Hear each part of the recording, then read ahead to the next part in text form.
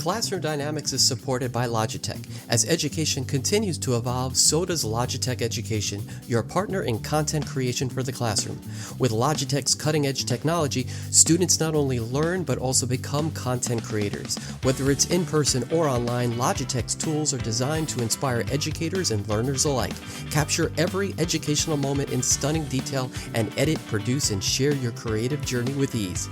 Logitech Education, inspiring the next generation of creators. For more, visit logitech.com/education, transforming classrooms one innovation at a time. Welcome to Classroom Dynamics, a teacher podcast. I'm your host, Adam Todd. Get ready to tap into the power of motivation and innovative teaching strategies. Together, we'll ignite a love for learning in your students, fostering an inclusive environment where every child can thrive. Join us on this transformational adventure that empowers you to unlock your full potential as an educator. This is Classroom Dynamics, where inspiration meets innovation. Calling all educators, are you ready to inspire creativity and engagement in your students? Unlock their full potential with content creation. Imagine empowering them with cutting-edge tools like the Blue Sona microphone from Logitech, which ensures crystal clear audio quality for impactful projects. Logitech offers a full range of content creation solutions, from audio equipment and cameras to lighting and editing software. Plus, they have a suite of education solutions tailored for classrooms, elevating the learning experience for students and educators alike. Empower the next generation of creators by exploring the possibilities at logitech.com/education today. Moses Okoth is not just an educator, he's a catalyst for innovation and empowerment. Currently, he's leading a remarkable initiative in Siaya County, Kenya, the Siaya STEAM Hub. It's a one-stop shop for STEM, robotics, and coding, and it's a game changer for a region that's been yearning for access to cutting-edge technology and education. Now, what makes Siaya STEAM Hub even more exceptional is its timing. Kenya has just implemented its new competency-based curriculum, ushering in a generation of digital natives. Yet most teachers in the region are digital immigrants with minimal knowledge of computer science. Moses recognized this critical gap and has embarked on a mission to embrace it. Not only is Moses Okoth building bridges, but he's also reaching out to global partners like Sphero, aiming to bring in the Sphero Global Challenge to Kenya and Africa for the very first time. This initiative promises to ignite a spark of creativity and innovation in the hearts and minds of young Kenyan students. Moses Okoth's journey is as diverse as it is inspiring. He wears many hats: microbits champion, Sphero ambassador, founder of Siaya Community Library, and much more. His commitment to education and youth empowerment is evident in the very steps he takes. From being the first Kenyan and African recipient of the Mad Learn PD grant to serving as the educational minister of the Kenyan Children's Cabinet, Moses has actively shaped policy and championed youth causes. But Moses' impact doesn't stop at the borders of Kenya. As the youngest recipient of the Global Health Action Scholarship and the Kenyan representative at the Youth Empowerment Summit of 2017, he's a global advocate for change. With over a decade of experience as a teacher, fluency in both English and French, and a passion for books and education, Moses Okoth is not just an educator, he's a beacon of knowledge and inspiration. So get ready as we embark on an enlightening journey with a distinguished speaker who brings a wealth of knowledge and a heart full of dedication to education, youth empowerment, and community development. Moses Okoth is here to share his incredible story and insights that are sure to leave you inspired. Stay tuned for an unforgettable and international episode of Classroom Dynamics, and it's all coming up next.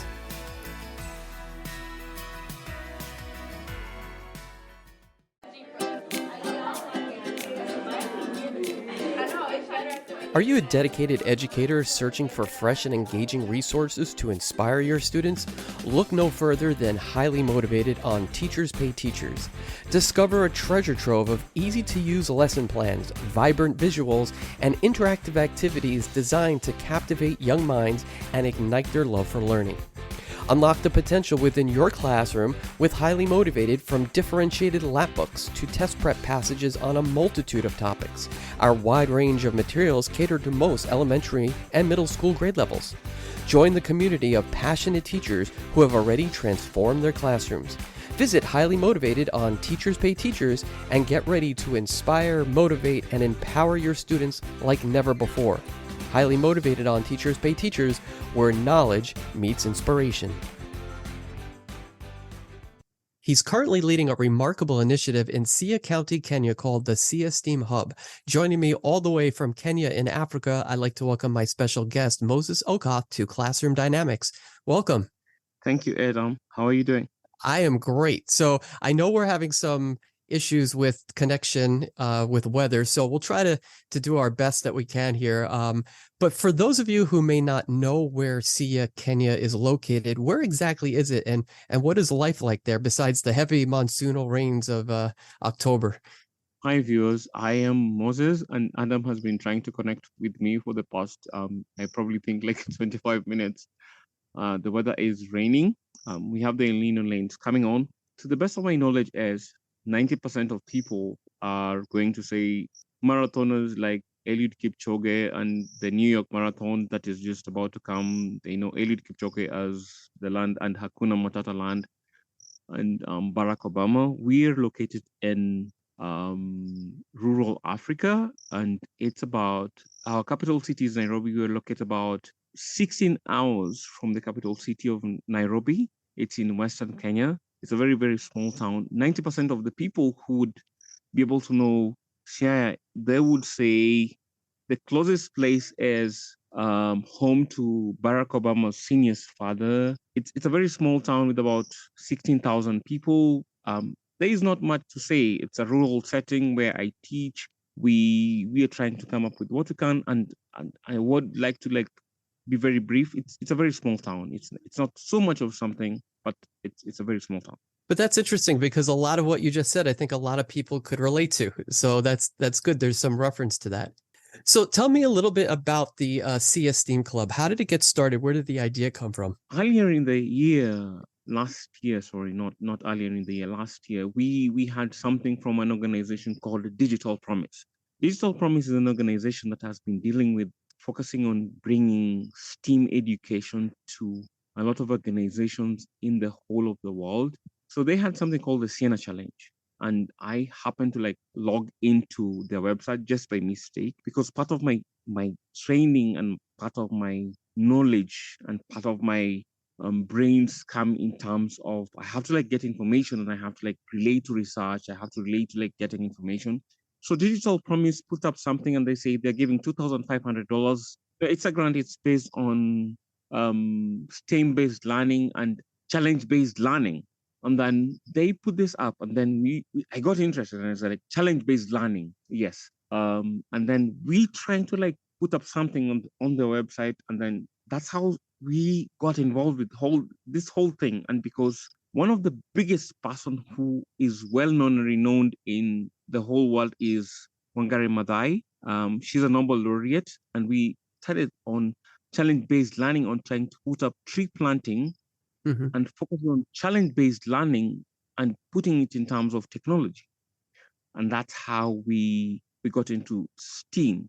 So it developed on, and we were the only persons at that particular time. Before that, we had Computer Science Technology Association, CSTA, who had basically put up a proposal, and they were saying they want to be able to give funding in terms of, can we give funding to people? And I happened to be on that website, and I got PD learning grant of $2,500, and that's how we started the CS Team Hub. So when you talk about getting information and the difficulties that you kind of face based on where you are in the world, what is the biggest challenge in getting that information? We basically have a challenge right now. I cannot be able to speak to you in terms of how is internet working with me, how kids, when you basically Kenya has been in 60 years we've never gotten to the level where right now we are having a change in terms of a curriculum change. 90% of the teachers are digital immigrants, and people are talking about digital natives. We don't have AI, we don't have robotics, we don't have coding. I cannot be able to speak to you the way, under normal circumstances, it's too difficult. Kids don't even know what robots are. They don't understand, Right. So they've never had that experience with it. They don't have it. how is it how is it that I'm basically using chalkboard and chalk right now? It's technology is changing at a very supersonic rate while I'm still using chalkboard and blackboard. Right, right. Yeah. Do the kids in the programs, do they, I mean, obviously they don't know robots, they don't know some of the newer things that have come out, obviously, but do they have a sense that there's more out there in terms of technology that they just haven't experienced yet? They do. Hmm. They do. Because who says that we don't have mobile phones? A few weeks ago we had someone and we basically had an exchange. I hate to say this, but we had an exchange where we differed with someone who basically tends to think we don't have Uber. Hmm. And he basically tends to think that Africa is this place where we don't have internet and there are no. And he's like, he refused to basically accept. We're like, what makes you think we don't know about robots? What makes you think that we don't have internet access? When I'm basically talking to him on a WhatsApp message, and he's like, do you have an Android phone? Like, do you climb Right, trees and all this? right. It's not like we are so illiterate or we are. I like to keep on saying this a lot of times. Can we reverse the roles and assume that Africans are Americans and Americans are Africans? Hmm. It's just that we're not in the same continents, but we basically are. We understand what the dynamics are. You Mm-hmm. know. We're all Yeah. connected. Because even you and I, the last couple of days with email correspondences and social media, so there is that. You're right. There is that misconception that just because you are in Africa, you don't have access to the rest of the world. Exactly. You totally Exactly, do. You Adam. totally do. Exactly, Adam. Right. Exactly, Adam. Yeah. Right. So we recently had Michelle Ackley on a past episode talking about Sphero.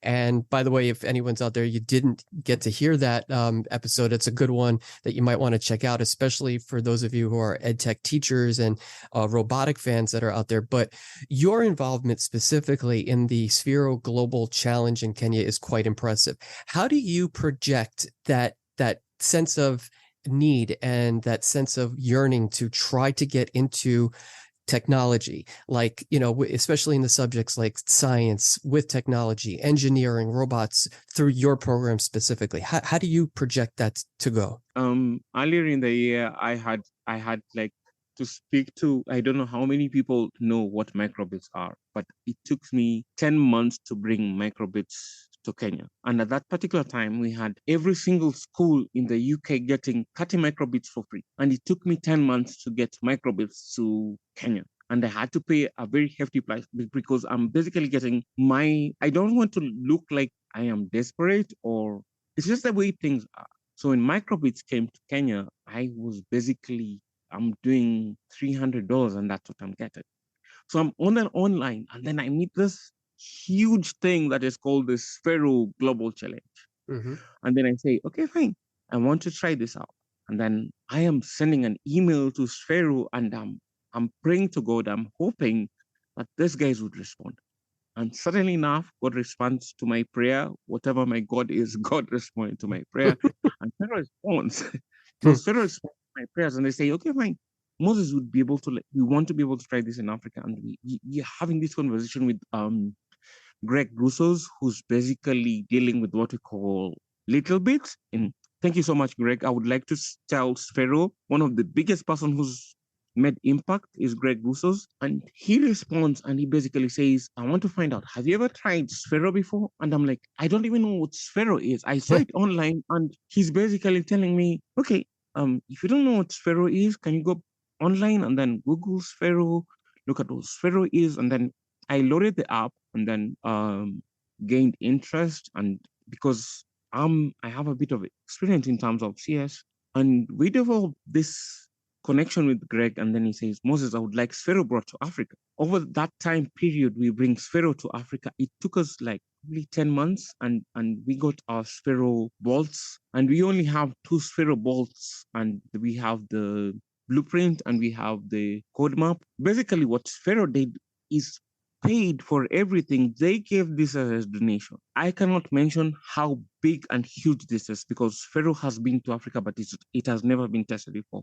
For us to get 2 Sphero bolts, that is huge. For us to basically get the blueprint, that is huge for us. Right. We've got 15 schools basically girls, boys, and mixed schools, they are looking at robots and it might not mean a lot for a lot of people for us, but it means so much in terms of at least we are not there, but there is something happening.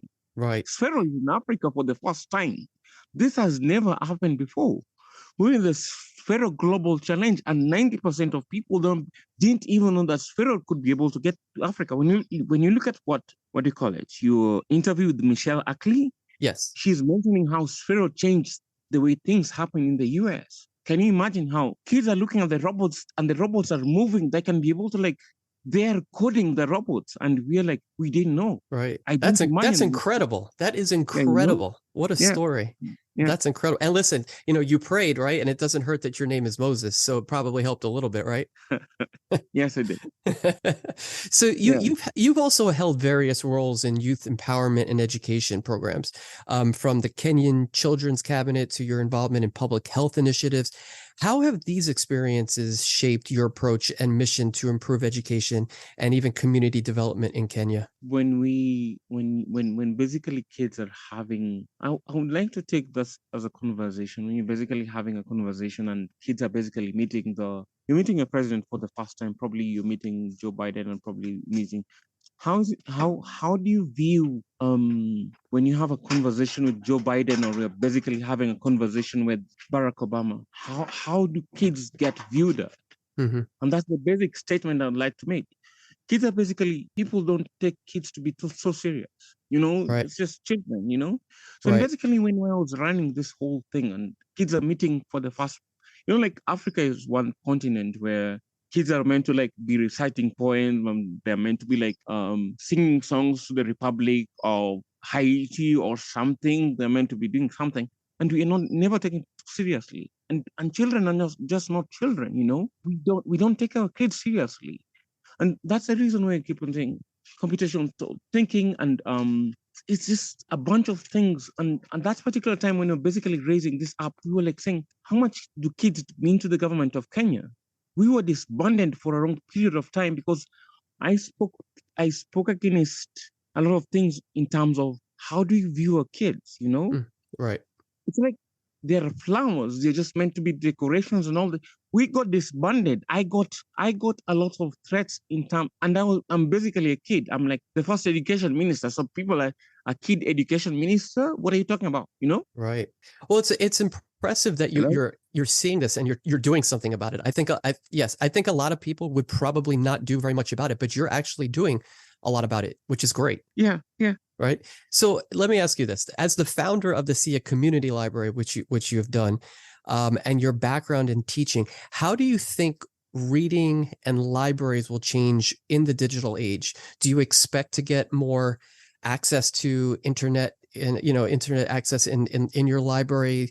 Do you what is your future goal, in terms of technology and allowing those kids who access that library to use the technology? Adam, I didn't think I would get here. I didn't think that we would ever have a library for 50 years. Because if you look at the position of CIA, I didn't think we would ever have a library. And that at that particular time when I was basically developing the idea of having a library, I am in the rural areas, and you're thinking, how is it that someone comes up with a library in rural Kenya? For 50 years, we never had a library. Wow. And even as we speak, for 60 years, we've never had STEAM education. So it goes two ways. One, I never knew that we would ever have a library. Number two, I never knew that STEAM education would come. And as we speak, I never knew we'd have robots. So for me, the library I love books. Libraries are going to change for the longest period of time. I'm still at that level where I keep on telling kids, please pick a book, read. You have to pick a book and read. Libraries hold an immense power. When you hold a book and when you read it, it holds an immense power of how you change the world. Mm-hmm. Look at Hogwarts. Hogwarts, and it's a book. What do you call it? With Harry Potter. Yes, Harry Potter. And nobody knew Harry Potter would get to the level where Harry Potter got. She basically started with something that was so simple. Mm-hmm. Wole Soyinka, who's basically Chinua Achebe, who's a writer, and so many writers never knew that they'd get there. So kids, I keep on encouraging kids and say, pick up a book and read. We never knew we'd have a library for years. Right. But the library change is going to be changing for a long period of time. There's going to be what we're going to be calling digital content, and there's what we're going to be calling books that you're going to be able to like touch and read, print, and what you see. It's going to change for a very long time. We will not have what is going on because right now, even with kids not touching books, people are basically like, we are not so into touching books and understanding how writing a novel is, or print or media, or it is changing over COVID at the period of time.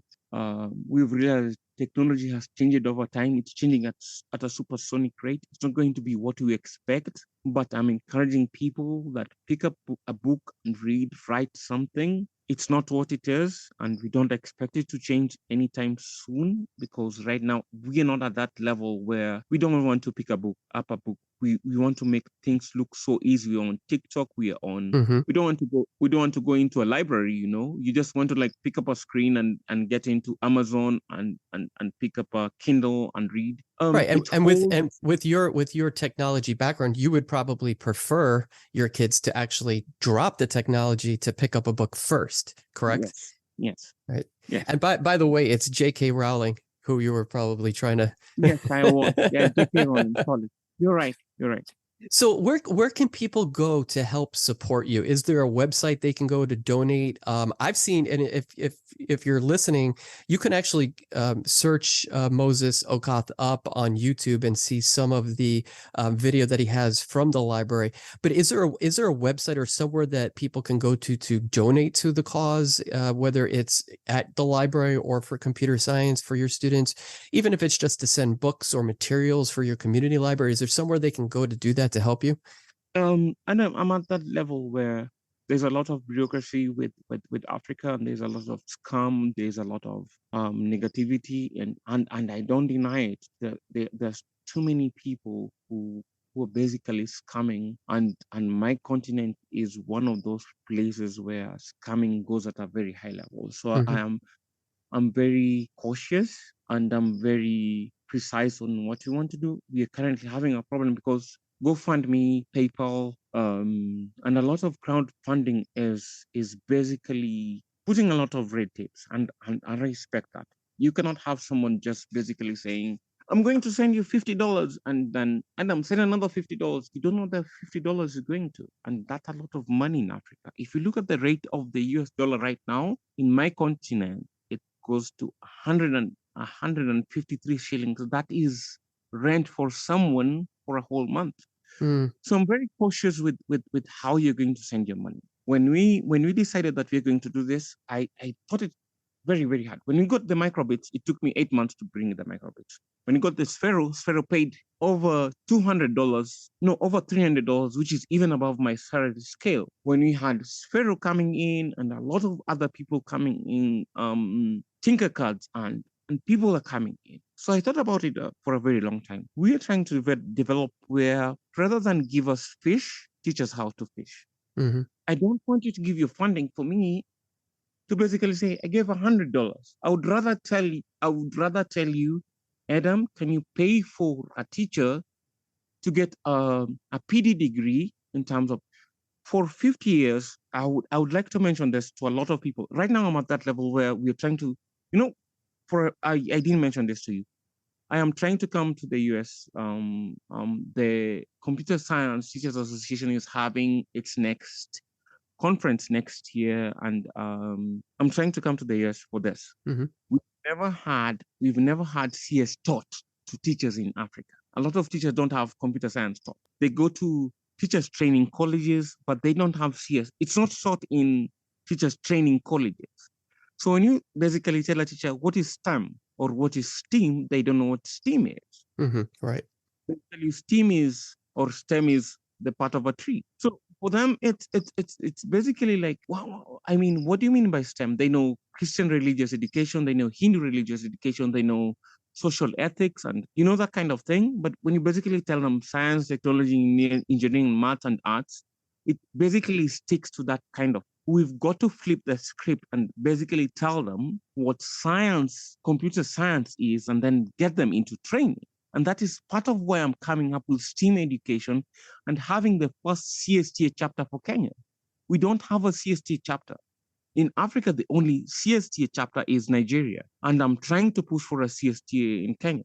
So basically, when you're asking me, the question is, how do you get to be able to fund me? You cannot be able to just basically say you fund me because you want to give me $50. You want to give me $100. I am trying to put up a very clear foundation in terms of how will your funding work with us, and I'm trying to get a lot of teachers across the board on CSTA and a lot of the apps across. I just don't want to basically deal with this emotionally where I'm like saying, Adam, send me $50. No, it's a whole process where it's got to take time. Right. Rather than Adam, send me $50, send me $100, send me $1,000. It's not going to work that way. It's a whole thought process where it's not going to be too easy. And because I've learned, I'm not going to deny this. And I don't want to be able to like lie to teachers out there. I don't want to lie to donors out there. I don't want to lie to organizations out there. I don't want you to give me funding just because Adam got to me on a radio station or on a podcast to say, give me the funding. So I want to be able to like be very clear and precise. Don't give me fish. Teach me how to fish. So I'm on that level where I am putting those gaps and necessary adjustments that I need to do so that it is long term rather than something that you're just going, because every dollar counts. Even if you sent me $10, that's so much for me. So we need Right. people to help us out there with building the website. We need people to be able to tell me what because I don't have all the knowledge I need. I don't have it. I need you to tell me this is wrong, this is right. Vex Robotics just talked to me 2 weeks back. I have Sparrow speaking to me. I have Microbit speaking to me. I have got teachers individually speaking to me. We are building up on something that is so huge. We are building up on an African robotic challenge. So Right. it's not just basically telling me I'm giving you $100. No, don't give me the money because you can. Give me the money because I don't have to come back to you. Right. And it sounds like Okay. you're definitely on your way in doing that. It takes a lot to, stand up to say this is what we need in terms for the kids or for your library, and this is the best way for me to do that. And I really respect that. I like that, and I'm hoping maybe someone will be able to help you in some regard, through our conversations today. But we only have a couple minutes left. I always play a game called Input Output, in which I will ask you a question and just give me the first thing that comes to your mind. Okay. So my first question is, what is your favorite app on your phone or even on your computer that you just can't live without? Currently Sparrow. Because That's a good one. Your favorite coding or computer science program to use with students? still Sparrow, Okay. because what Sparrow has done is it's so dynamic. You don't. I would like to say what Michelle Ackley said. We are not computer science is so and the dynamics of even Sparrow. My kids never thought that they would ever see a robot. They're looking Right. at this thing moving and they are coding it and they're like saying, we never knew in 60 years. I'm not 60 years old. We have an indication system that has changed. Uh-huh. When they basically like can move this thing left or right. I never grew up with laptops. I'm a digital immigrant. They're digital natives. Right. And like, okay, they are looking at it and saying, can we make it go forward? And I'm like, I never had the opportunity to do this. They have it. Okay. So Right. it's my favorite app. Yeah. That's awesome. Yeah. The best piece of advice that anyone has ever given you. Do what you can with what you have. Do what you can with what you have. Love it. If you can go back in time to when you were a kid and give yourself one piece of technology from today, what would it be? A time lapse machine. Finally, if you could bring one piece of technology to Kenya that's not already there or isn't widely used, what would it be and why? Would it be like high speed internet that's reliable? Would it be Yes. what kind of Um, technology would it be that I would would help? love high speed. I would love high speed internet because my internet is slow, so slow, Adam. I Mm, don't know how you're able to speak right now, like very fast. I probably think like you're in the middle of a conversation and you just lose internet. And yeah, I am like miles and miles away from the capital city where I don't even have lights. Oh. I don't, like technology has gone very fast. But if internet was like very quick, I would love to change that, because sometimes I want to be able to like get information at an instant, but it's very slow. So I would love that at an instant. So this has been a lot of fun, and just an amazing conversation. You're really doing such amazing stuff, and I really hope for the best for you guys. And look, you never know who's listening, right? I'm not asking for anything. Don't give it to me. Give it to the girls. Give it to the community. Give it to. It makes difference. It Right. makes a difference. Fantastic. You're really doing such a great job over there. But for those for those of you who have been listening, I want to thank you for tuning in today, and make sure that you share what you've learned or post any takeaways or reflections that you've had today. Tag us on Twitter at Class Dynamics or Instagram at Classroom Dynamics Podcast. And once again, I'd like to thank Moses Okoth, who has joined us all the way from Africa in Kenya, and for also being such an innovator in the world of education. Thank you for joining us on Classroom Dynamics. This has been a teacher podcast. And that brings us to the end of this episode of Classroom Dynamics, where knowledge and inspiration meets innovation. I hope you've enjoyed today's discussion and found it both to be insightful and uplifting. As always, my goal is to provide you with practical strategies, engaging stories, and powerful insights that can fuel your motivation as an educator. I believe that when knowledge and inspiration do come together, incredible things can happen in your classroom. And for all of you who feel that it's too late to strengthen your craft, I challenge you to make it your mission to do so. You've worked hard to get to where you are today, and it's never too late to infuse new life into your work, so why not make today that day to do so? I'm Adam Todd, and you've been listening to Classroom Dynamics, a teacher podcast. You can follow Classroom Dynamics on X at Class Dynamics or on Instagram at Classroom Dynamics Podcast. If you haven't already, go to Apple Podcasts to subscribe, rate, and review this podcast. And if you know a teacher who may benefit from today's show, please share it with them. We'll be back soon with more captivating conversations, inspiring stories, and strategies that you can implement into your everyday routines. Until then, keep igniting that spark in your classroom and never stop believing in the incredible impact you have as an educator. You're more powerful and inspirational than you think.